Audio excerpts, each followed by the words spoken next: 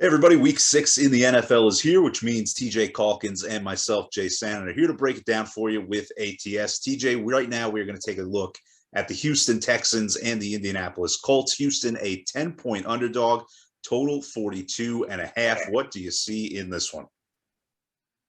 A total of 42 and a half feels kind of silly to me. We're talking about a Colts team here that we saw the offense put together, figured out. Michael Pittman's a clear cut number one receiver and getting it done, if not at the highest level, but getting it done. We see them figure out that, oh my God, Jonathan Taylor's just as effective as a pass catcher as he is as a rusher. And lo and behold, they are rewarded for targeting him. The offense has gotten it together. They scored in the mid 22 two consecutive weeks.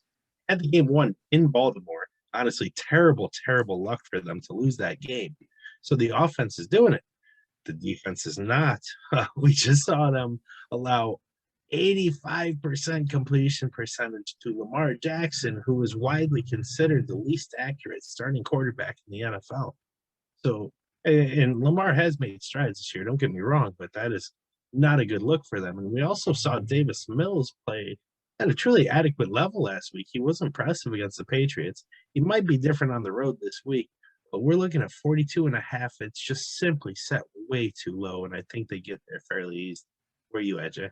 Yeah, I would tend to agree with you on that. I think that your point on Davis Mills is well taken. I said it last week. Call me crazy, but I had the Texans plus the 8.5. I said Davis Mills is going to play better at home than he did on the road. And sure enough, I finally got one right, and I'm going to bask in it. Good call, man.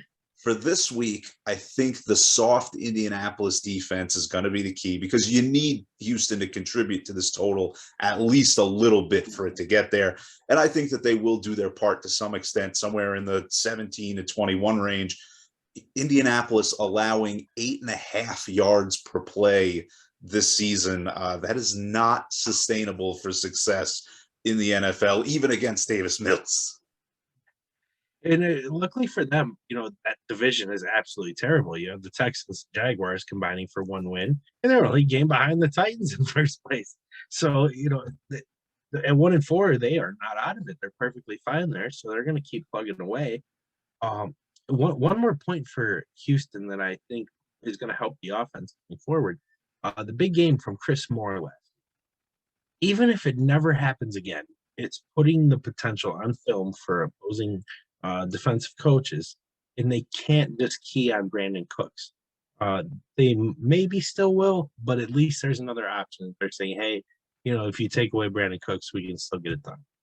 You mentioned the 1-4 records here. 1-4, good enough for second place in the AFC South. How do you like that? Winner of this game is still second place. It's crazy, man. What a crazy division.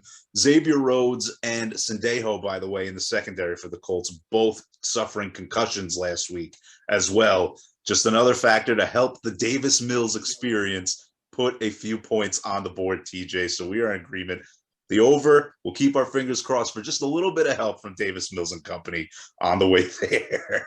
TJ. And Jonathan Taylor's going to have a massive game. I mean, we could see a couple hundred total yard touchdowns. Well, that's the nice thing here. I'm not super worried about the offensive performance of the Colts. They're going to give you, somewhere in the mid to high 20s, and you just need at least that.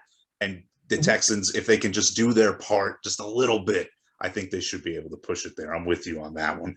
TJ, thank you as always, sir. For more from TJ on this game and the rest of the schedule this week in the NFL, check out ats.io. Until next time, TJ and Jay saying see you later. Good luck in the NFL this week.